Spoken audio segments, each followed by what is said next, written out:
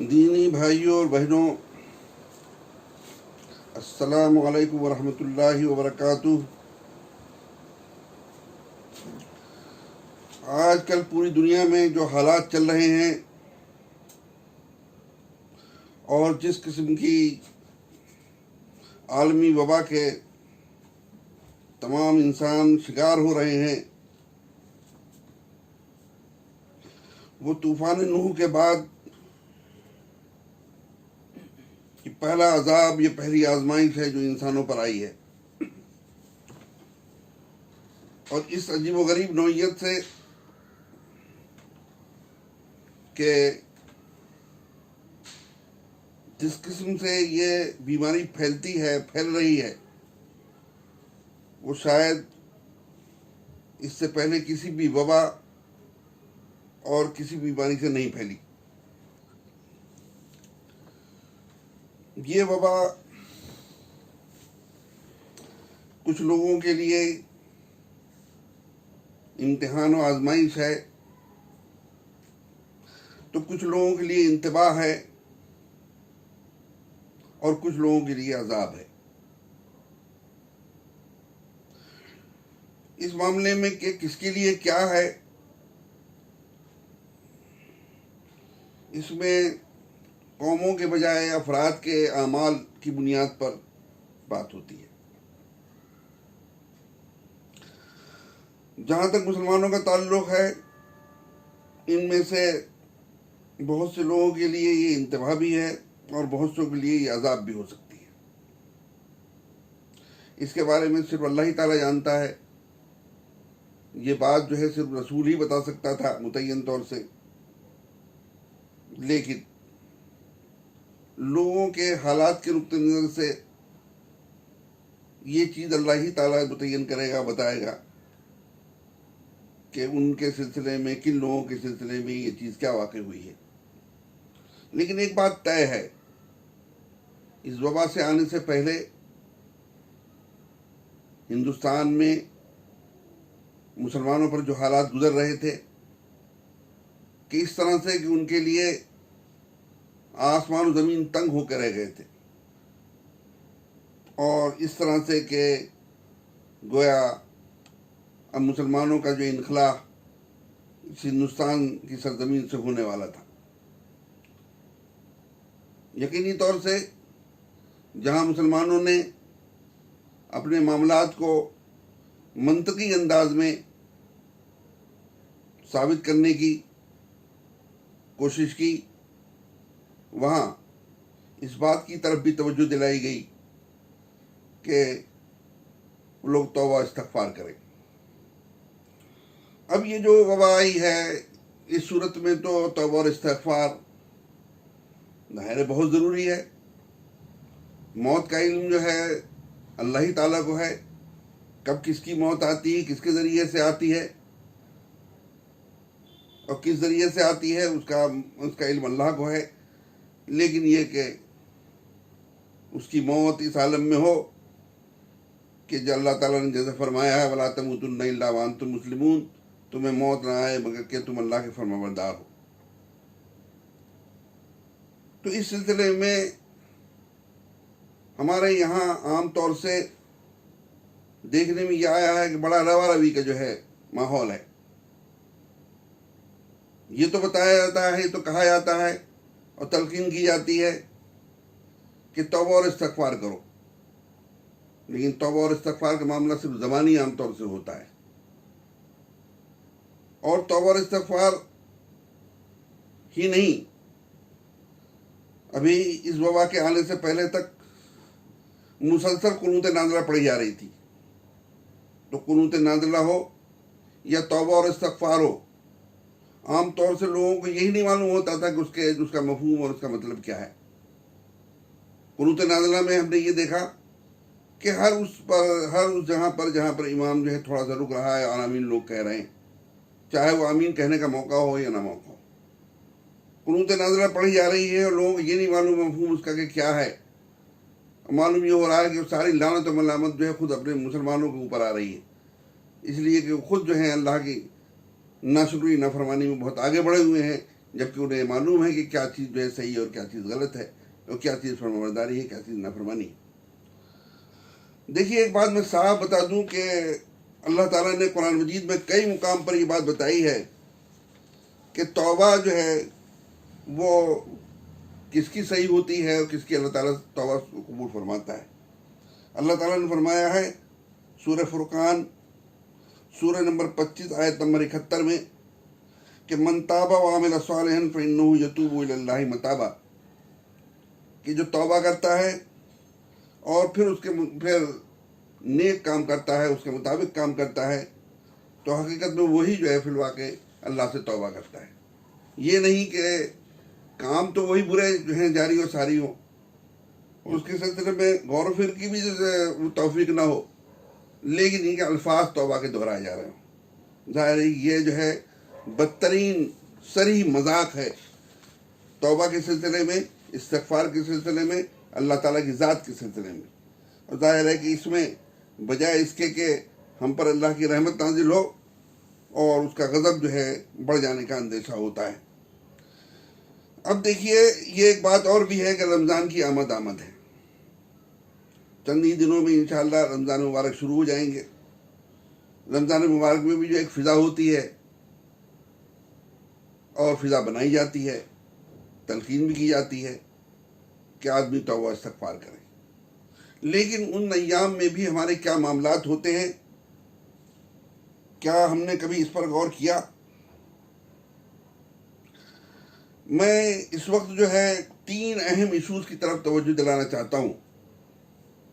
سب سے پہلی بات جو ہے وہ یہ ہے کہ اللہ تعالیٰ نے فرمایا ہے کہ مومن کون ہے، مومن بھائی کون ہے، دینی بھائی کون ہے، اس کی تشریح اللہ تعالیٰ نے قرآن مجید میں خود کر دی ہے۔ اسلم، فاروق، عبداللہ رکھ دینے سے جو ہے مومن نہیں ہوتا۔ اللہ تعالیٰ نے قرآن مجید میں بتایا ہے سورہ توبہ میں سورہ نمبر 9 آیت نمبر 11 فَإِن تَابُوا وَأَقَامُوا الصَّلَاةَ وَآتَوُا الزَّكَاةَ فَإِخْوَانُكُمْ فِي الدِّينِ، کہ اگر لوگ توبہ کر لیں، یعنی شرک سے تائب ہو جائیں، نماز کا اہتمام کریں، زکوٰۃ کی ادائیگی کریں، تو وہ تمہارے دینی بھائی ہیں۔ ہمارے اپنے کہہ دینے سے کہ یہ ہمارا دینی بھائی ہے نہیں ہوتا ہے، بلکہ اللہ کے یہاں جو دینی بھائی ہوتا ہے وہ جو ہے اللہ تعالیٰ نے جو شرطیں رکھی ہیں، اصول رکھے ہیں، اس کے مطابق وہ دینی بھائی ہمارا ہوتا ہے۔ اب میں آپ کو 3 ایسی چیزیں بتاؤں، ظاہر ہے کہ اس میں صاف طور سے بتایا گیا ہے کہ ایک تو توحید کے بارے میں بتایا گیا ہے، اقامت صلاۃ، نماز کے اہتمام کے بارے میں، زکوٰۃ کی ادائیگی کے بارے میں، ظاہر یہ ارکان اسلام میں سے ہیں۔ اس پہ پھر جو ہے آگے چیز بڑھتی ہے، جن پر حج جو ہے فرض ہوتا ہے وہ حج ہے، اور تمام چیزیں ہیں، اور چیزیں ہیں فرائض و واجبات ہیں جو کہ اسلام نے رکھے۔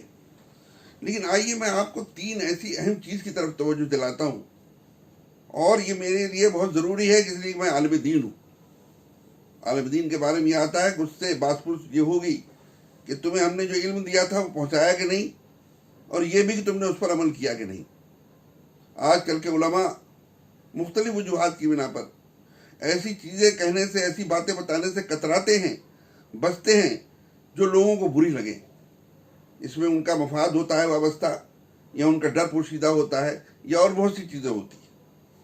معاف کیجئے کہ مجھے اللہ تعالیٰ نے ان تمام چیزوں سے آزاد رکھا ہے، اور میں بے خوف و خطر آپ کے سامنے وہ بات رکھ رہا ہوں تاکہ کل آپ یہ نہ کہہ سکیں کہ ہمیں کسی نے بتایا نہیں، ہمیں کسی نے سمجھایا نہیں، ہمیں کسی نے توجہ نہ دلائی۔ دیکھیے 3 چیزیں ایسی ہیں جس کے بارے میں اللہ تعالیٰ نے یہ بات بتا دی ہے کہ اگر کوئی بظاہر مسلمان بھی وہ چیز کر رہا ہے، ان میں سے کوئی ایک چیز بھی، تو اللہ تعالیٰ کے یہاں وہ صاحب ایمان نہیں ہے، ہمیشہ کے لیے وہ جہنم میں جائے گا۔ سب سے پہلی چیز ترتیب کے ساتھ، جو قرآن مجید میں ترتیب کے ساتھ جو چیز آئی ہے میں بتاؤں گا آپ کو۔ سب سے پہلی چیز جو وہ سود خوری ہے، اس کے بارے میں اللہ تعالیٰ نے بہت صاف طور سے بتایا ہے کہ جو لوگ جو ہے ایسا کرتے ہیں جاننے کے باوجود، علم ہونے کے باوجود، تو اس سے پہلے اللہ تعالیٰ نے بات بتائی ہے کہ وہ ان کے خلاف اللہ اور رسول کی جانب سے اعلان جنگ ہوتی ہے۔ اور پھر اللہ تعالیٰ نے یہ بات بتائی جو آیت جس میں کہ ہمیشہ کے لیے جہنم کی تلقین کی گئی ہے، تعبیر کی گئی ہے اور دھمکی دی گئی ہے، وہ کیا آیت ہے؟ فمن جاءہ موعظۃ من ربہ فانتہی فلہ ما سلف وامرہ الی اللہ ومن عاد فاولئک اصحاب النار هم فیہا خالدون، کہ جس کے پاس اللہ کی جانب سے یہ تاکیدی نصیحت پہنچے اور وہ سود خوری سے رک جائے تو جو پہلے ہو چکا اس کا معاملہ اللہ کے ذمے ہے، لیکن اب جب دوبارہ کوئی شخص ایسا کرے گا تو ایسے لوگ جہنمی ہیں جس میں وہ ہمیشہ رہیں گے۔ دیکھیے آگے پیچھے آپ اٹھا کر کے دیکھ لیجئے، آپ جو ہے یہ سورہ البقرہ سورہ نمبر 2 آیت نمبر 275 آپ دیکھ لیجئے کہ سب اس کے آگے پیچھے جتنے بھی سب ہیں وہ سب جو ہیں مخاطب جو ہیں وہ مسلمان ہیں۔ تو اس میں واضح طور سے اللہ تعالیٰ نے یہ بات بتائی ہمیشہ کے لیے جہنم میں جو لوگ جائیں گے ظاہر ہے وہ صاحب ایمان نہیں ہوں۔ دوسری چیز جو ہے جس کے بارے میں اللہ تعالیٰ نے دھمکی دی ہے کہ ہمیشہ کے لیے جہنم میں جائیں گے، اہل ایمان کو بتایا ہے اور ان کا ایمان قابل قبول نہیں ہوگا، وہ ہے میراث کی غیر شرعی تقسیم، جس میں آج کل جیسا کہ سود میں لوگ ملوث ہیں اور ان کو اب احساس تک نہیں رہا ہے کہ سود کوئی حرام چیز ہے۔ مسلمانوں میں جو دانشور حضرات ہیں وہ بینک جو ہیں وہ قائم کر رہے ہیں جہاں ان کی اکثریت ہو رہی ہے، اور ان کے پروگراموں میں تلاوت سے چیز شروع ہو رہی ہوتی ہے اور دوسروں کو ابھار رہے ہوتے ہیں اور وہ لوگوں کی لیڈری بھی کر رہے ہوتے ہیں۔ ایک طرف سود خوری دیکھیے کتنی عام ہو چکی ہے، اور دوسری طرف جو ہے وہ میراث کی وراثت کی غیر شرعی تقسیم، جس میں عام طور سے خواتین کو مکمل طور سے نظر انداز کر دیا جاتا ہے، اور کہیں ایسا بھی ہوتا ہے کہ ماں جو ہوتی ہے باپ کے انتقال کے بعد اس پر قبضہ کر کے بیٹھ جاتی ہے اور اس کو باپ کے انتقال کے بعد یعنی شوہر کے انتقال کے بعد ورثہ میں تقسیم نہیں ہونے دیتی ہے، کہیں بڑا بھائی کہیں کوئی اور، یہ صورتحال ہوتی ہے، اور اس میں زیادہ زد جو پڑتی ہے وہ خواتین پر پڑتی ہے عام طور سے۔ دیکھیے اللہ تعالیٰ نے جو ہے کہاں پر سورہ النساء سورہ نمبر 4 آیت نمبر 14 میں کیا فرمایا ہے؟ وراثت کے احکام بتائے ہیں، یہ وراثت کے احکام ظاہر ہے ایمان کے لیے ہیں۔ اس سے پہلے اللہ تعالیٰ نے یہ بات بتایا آخر میں بتائی کہ جو ہے اس کی پیروی کرے گا اسے اللہ تعالیٰ جو ہے ایسی جنتوں میں داخل کر گیا جس کے نیچے سے نہریں ہوں گی، اس میں ہمیشہ رہیں گے۔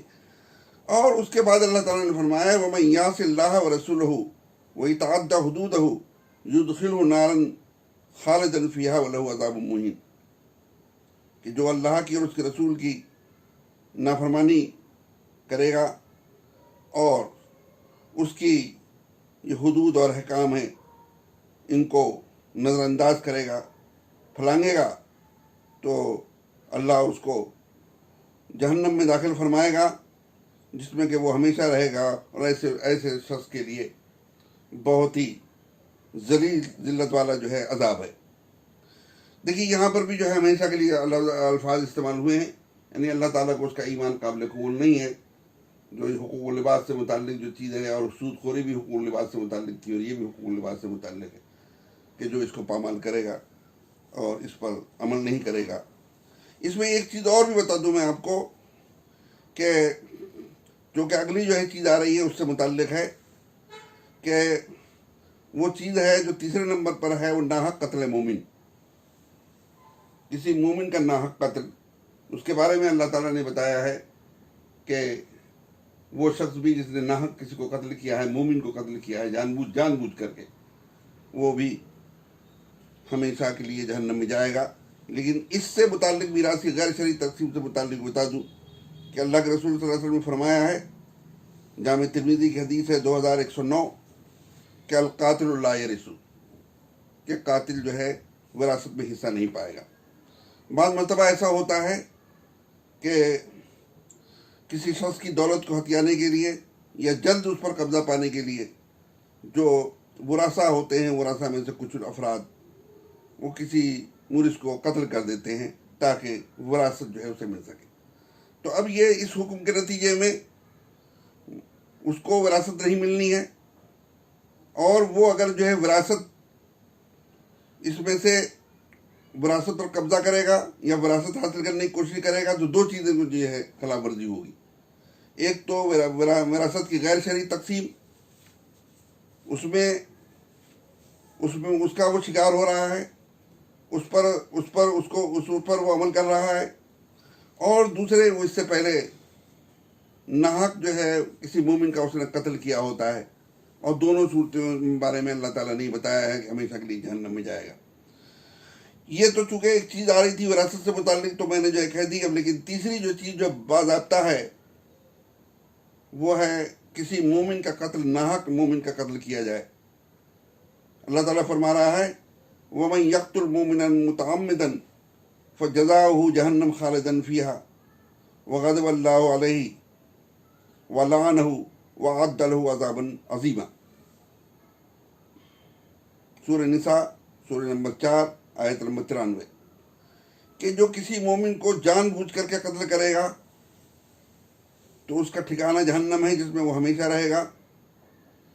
ऐसे शख्स पर अल्लाह का गज़ब भी है और उसकी लानत भी है, और ऐसे शख्स के लिए अल्लाह ने बहुत ज़बरदस्त अज़ाब तैयार कर रखा है। तो ये आप कह सकते हैं कि ये तीसरी चीज़ जो है वो हिंदुस्तान में है तो लेकिन कम है, लेकिन दूसरे ममालिक में बहुत ज़्यादा है। मुसलमान ममालिक में इस वक्त बिरादर कुशी जो है आम है। मुसलमानों के जो कत्ल आम इस वक्त हो रहा है वो आपसी में ज़्यादा हो रहा है, दूसरे लोग बहुत कम कर रहे हैं। तो इसमें जो है अगर मोमिन है कोई शख्स और उसको कोई शख्स मान रहा है, वो दावेदार है ईमान का, इस्लाम का, तो अल्लाह ताला के यहाँ जो है वो चीज़ काबिल कबूल नहीं है। तो ये मैं आपको बता रहा हूँ, रमज़ान मुबारक आ रहा है। अब आप भी देख लीजिए, अपने आप का एहतसाब कीजिए, अपने आप को चेक कीजिए कि इनमें से कौन सी चीज़ है इसमें हम मुब्तला हैं और हमको फिक्र भी नहीं है। यकीनन आप कह सकते हैं किसी चीज़ की परेशानी आपको हो सकती है, लेकिन अल्लाह ताला ने कुरान मजीद में बताया है वल्लज़ीना जाहदू फ़ीना लनहदियन्नहुम सुबुलना, कि जो हमारे रास्ते में जद्दोजहद और कोशिश करते हैं हम उन पर अपनी राहें आसान करते हैं। आप जो है बुराई से बचकर भलाई की तरफ, नाफरमानी से बचकर फरमाबरदारी की तरफ बढ़ने की कोशिश कीजिए। तो शुरुआत तो कीजिए, निकलने की कोशिश तो कीजिए उस गंदगी से जिस गंदगी में जो है दलदल में धंसे हुए हैं। तो आपकी नीयत तो वाज़ेह हो गई अल्लाह ताला पर कि आप जो है अब उसमें अगर कुछ चीज़ जो है कमी रह जा रही है या कुछ गलती हो रही है तो अल्लाह ताला वो देख रहा है। अल्लाह ताला हमारे तमाम नियतों को भी देखता है, हालात को भी देखता है। दो चीज़ों में फ़र्क है। एक यह है कि आदमी ये सोच करके कि हिंदुस्तान में तो सूदी निज़ाम है और सूद में जो है गर्क हो जाए और उसे उसकी परवाह ना हो कि क्या वो हराम है क्या हलाल है। और एक ये है कि उसको देखते हुए भी वो कोशिश करे सूदी उससे बचने के लिए, तो अल्लाह ताला जो है इसके सिलसिले में रास्ते हमवार करता है और उसे हराम से हलाल की तरफ लेकर के आता है। दूसरी तरफ जो है जो विरासत की शरई तकसीम के सिलसिले में है, इसमें तो कोई चीज़ हारी नहीं है सिवाय इसके कि ये चीज़ जो है बड़ा हिस्सा जो है वो बहनों की तरफ मुंतकिल हो जाएगा, बड़ा हिस्सा जो है बेटियों की तरफ मुंतकिल हो जाएगा, और उसके लिए ये कहा जाए जनाब जहेज़ में हमने चीज़ें दे दी हैं। ज़िंदगी में आदमी जिसको भी कोई भी चीज़ देता है, चाहे वो लड़के को दे या लड़की को दे या गैर मुतल्लिक़ किसी शख्स को दे, उसका विरासत में कोई शुमार नहीं होता है। चाहे आप जहेज़ जो है विरासत से ज़्यादा दे दें, लेकिन ये कि मरने के बाद जो है उतनी ही जिस तरह उतना हक अल्लाह ताला ने रखा है वो लड़कियों को भी उसका हिस्सा मिलेगा। जो अगर बहनें हैं तो बहनों को हिस्सा मिलेगा अगर वो उसकी हकदार है विरासत के हिसाब से। इसी सिलसिले में ज़िमनी तौर से एक चीज़ और बताता हूँ जिसमें लोग हक मार रहे हैं बहुत ही उसके साथ धड़ल्ले के साथ, और उनका इसको एहसास भी नहीं है। वो ये है कि बीवी का महर, हक़ निकाह, जिसको अल्लाह ताला ने فرض قرار दिया है, फरीदा कहा है कुरान मजीद में. और तकरीबन 5 मुकामात पर अल्लाह ताला ने उसकी ताकीद की है कि देना चाहिए. लेकिन आज तो इस तरह से निकाह होते हैं कि फर्जी तौर से रकम लिखवा दी जाती है और बड़ी बड़ी रकमें लिखवाई जाती है, लेकिन ये तसव्वुर होता है दोनों तरफ कि मियाँ कौन देता है और कौन लेता है. और बसा औकात पहली मुलाकात में उसे माफ़ करवाया जाता है जबकि उस माफ़ी की कोई हैसियत नहीं होती है. इसी तरह से मरते वक्त जो माफ़ कराया जाता है उस वक्त की उसकी कोई हैसियत नहीं होती है, वो महज जो जिम्मे रहता है. तो आप देखिए, इस सिलसिले में गौर कीजिए और तहिया कीजिए कि ये जो हालात अल्लाह ताला ने तारी किए हैं, ये हालात कितने संगीन हैं कि अल्लाह ताला ने इबादतगाहों को साफ कर दिया है. मस्जिद हराम, मस्जिद नबवी को बिल्कुल साफ कर दिया है. बज़ाहिर अल्लाह ताला दिखाना चाहता है कि हमें तुम्हारी इबादतों की कोई ज़रूरत नहीं है. तुम जो है झूठ बोल रहे हो, तुम गलत बयानी से काम ले रहे हो, तुम जबान से अल्लाह अकबर कह रहे हो, लेकिन तुम्हारे नज़दीक हर चीज़ जो है बड़ी है. अल्लाह के अलावा तुम हर चीज़ को मान रहे हो. तुम्हारे उसमें मफादात हैं, तुम्हारे उसमें अपनी ख्वाहिशात हैं, तुम्हारे उसमें जो है दुनियावी ख्वाहिशात कार फरमा है. तो अल्लाह ताला जो है बज़ाहिर साफ कर दिया. आप देखिए, ऐसा कभी मौका आया हो पहले आया हो, लेकिन इस वक्त इस सूरत हाल में जहाँ पर तिल धरने को जो है जगह नहीं होती थी, मस्जिद हराम में, मस्जिद नबवी में और दूसरी मसाजिद में जुमा वगैरह के मौके पर वो देखिए कि बिल्कुल सुनसान जो है वो कर दी है. ये कितना ज़बरदस्त बड़ा इंतबाह है कि हम रुकू कर रहे हैं, हम सजदा कर रहे हैं, हम अल्लाह अकबर कह रहे हैं, लेकिन वो सिर्फ जो है ज़बानी जमा खर्च है. वो हमारी हरकत और सकनात हैं, हमारे अमाल से में वो चीज़ नहीं आ रही है जो कि आनी चाहिए. तो इसमें आखिर में मैं चाहूँगा कि तौबा और इस्तिग़फ़ार जो आदमी करे, उसको तौबा और इस्तिग़फ़ार के माना मफ़हूम मालूम होने चाहिए. जो तौबा वो कर रहा है, अपनी ज़बान में भी तौबा कर सकता है आदमी, इस्तिग़फ़ार अपनी ज़बान में भी कर सकता है, लेकिन अरबी दुआ अगर वो कर रहा है, अरबी में इस्तिग़फ़ार कर रहा है, तो उसको उसका मफ़हूम मालूम होना चाहिए, वो क्या तौबा कर रहा है और क्या इस्तिग़फ़ार कर रहा है. दूसरे उसे ये भी मालूम होना चाहिए कि किस चीज़ की तौबा कर रहा है. तौबा तो कहते हैं कि उसे नदामत हो, उस चीज़ का एहसास हो कि गलत किया है. तो क्या चीज़ जो है उसने गलत की है, किस चीज़ से वो पलट रहा है, किस चीज़ की वो अल्लाह ताला से माफ़ी चाह रहा है उसका. और फिर ये कि ये इरादा हो, मुसम्मम इरादा हो कि आइंदा वो इस किस्म की संजीदगी के साथ कि आइंदा वो जो है वो इस किस्म की चीज़ें नहीं करेगा. और तीसरी चीज़ जो कि उन लोगों से मुताल्लिक़ है कि जो कि और तमाम चीज़ों पर अल्लाह ताला के अहकाम के मुताबिक अमल कर रहे हैं, लेकिन हराम हलाल की तमीज़ नहीं है, हराम हलाल का ख्याल नहीं है. उसमें पहले नंबर पर जो सूद आ रहा है वो भी आ जाती है और बाकी और चीज़ें भी आ जाती हैं. उसके बारे में अल्लाह ताला ने बहुत साफ तौर से बताया है कि एक शख्स आता है, खाने काबा आता है एक शख्स, और आने के बाद फिर वो इबादत करता है, नमाज पढ़ने शुरू कर देता है. और वो शख्स जो है कहाँ से आता है, दूर दराज सफ़र से आता है. आलम ये होता है कि उसके बाल जो है मैल में, मिट्टी में अटे हुए होते हैं, वो गुबार आलूद होता है. उन्हें कहने का मतलब जो है वो ये है कि बहुत दूर दराज सफ़र करके वो खाने काबा पहुंचता है और फिर वो तौबा और इस्तिग़फ़ार शुरू करता है, अल्लाह ताला से दुआएं करता है, तौबा और इस्तिग़फ़ार भी करता है, अल्लाह ताला से जो है दुआएं भी वो मांगता है. लेकिन अल्लाह के रसूल सल्लल्लाहु अलैहि वसल्लम फरमा रहे हैं कि उसकी ग़िज़ा हराम होती है, उसकी जो है मशरूबात जो पीता है वो चीज़ें वो जो है हराम हैं, उसका लिबास हराम है और हरामी से उसकी परवरिश हुई है. तो कैसे उसकी दुआ कबूल हो सकती है? वो दुआ कबूल नहीं होती, वो मुंह पर मार दी जाती है. आज वसी पैमाने पर तमाम मुसलमान की अक्सरियत जो है ये इस बात का एहसास होता है कि हमारी पता नहीं क्यों नहीं दुआएं कबूल हो रही हैं. तो आइए देखिए कि दुआएं हमारी कबूल क्यों नहीं हो रही हैं. क्या अल्लाह ताला के नज़दीक जो है हमें अल्लाह ताला ने मुसलमानों को अहले ईमान की सब में रखा है कि नहीं रखा है, ये हमें बाहर कर दिया है. اللہ کا غیظ و غضب اعلان جنگ جو ہے کر رکھا ہے ہمارے خلاف، یا پھر جو ہے حرام چیزوں پر ہماری پرورش ہو رہی ہے، اور اس کے ساتھ ساتھ ہم جو ہے دعا کر رہے ہیں، تو یقینی طور سے وہ دعائیں قابل قبول نہیں ہیں۔ اللہ تعالیٰ سے دعا ہے کہ وہ ہمیں دین کا صحیح فہم عطا فرمائے، اس پر عمل کرنے کی توفیق دے، اور دوسروں کو سمجھانے کی بھی توفیق عطا فرمائے۔ وآخر دعوانا الحمدللہ رب العالمین۔ سبحان اللہ بحمدہ، سبحان اللہ العظیم۔